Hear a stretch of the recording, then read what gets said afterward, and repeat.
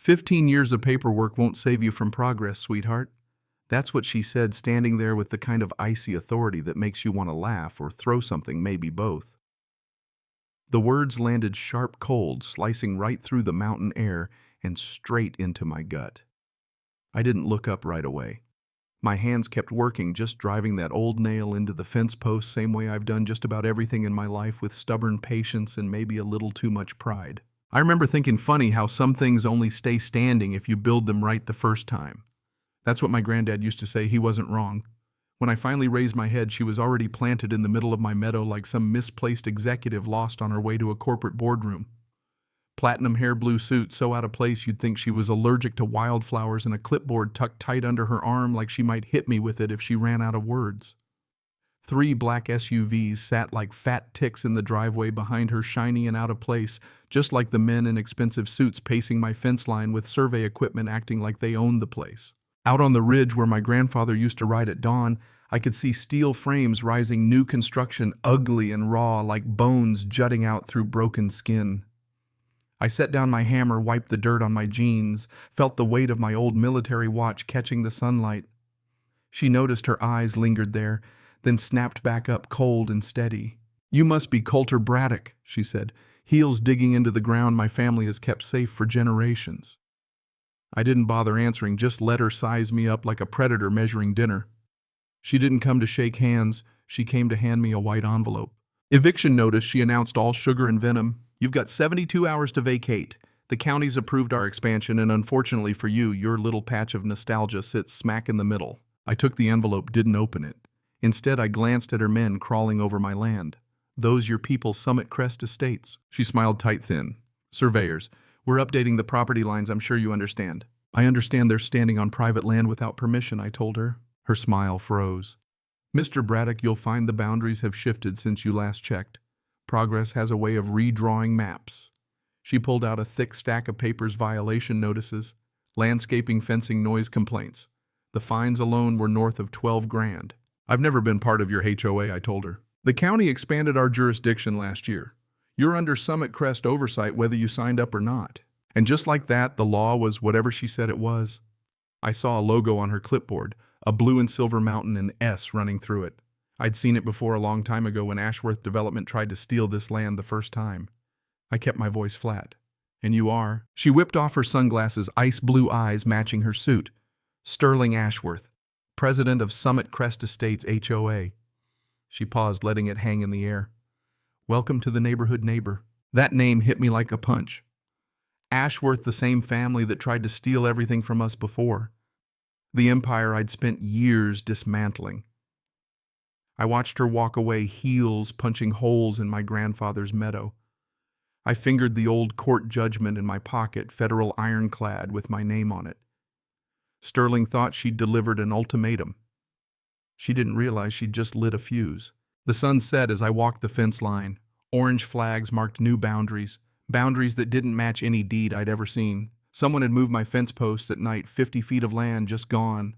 My security cameras should have caught whoever did it. Wires were cut clean, professional work, not some kids looking for trouble. I called an old friend, Dossett Harding, retired investigator.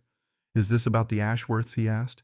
"Sterling owns half the county. She's got everyone on the payroll. You fight her, you lose." He was right about one thing: you don't just lose in court. They erase you. I stood in my kitchen phone, dead, watching Sterling's construction frame my home like a cage. My grandfather's words echoed: land doesn't care who claims it, only who fights for it. I'd fought once. I'd fight again. Next morning, I hit the county records office, wanted the original survey maps, 1987. The clerk said they were unavailable, being updated. When I pressed, he looked scared.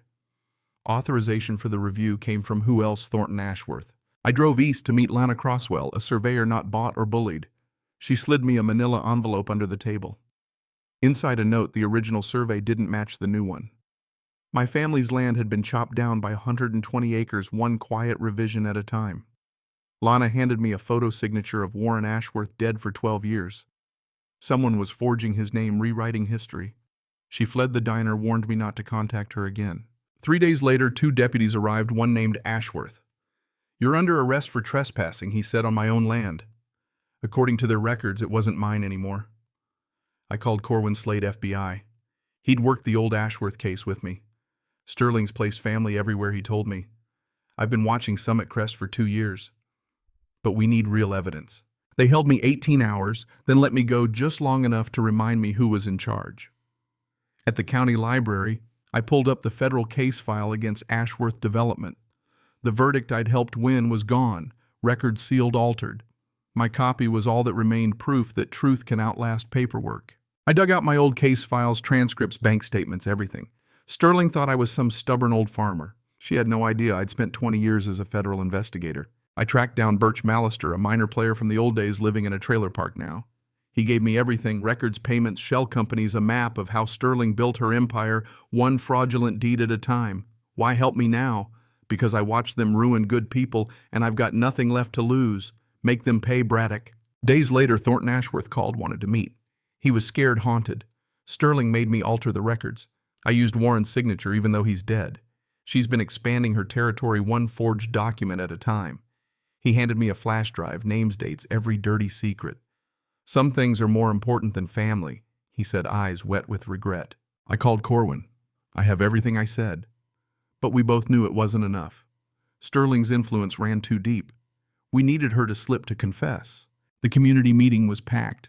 Sterling stood up, front map on display, my property highlighted in red. This land has obstructed our progress too long, she said. Tonight we vote to annex it. I stood up in the back.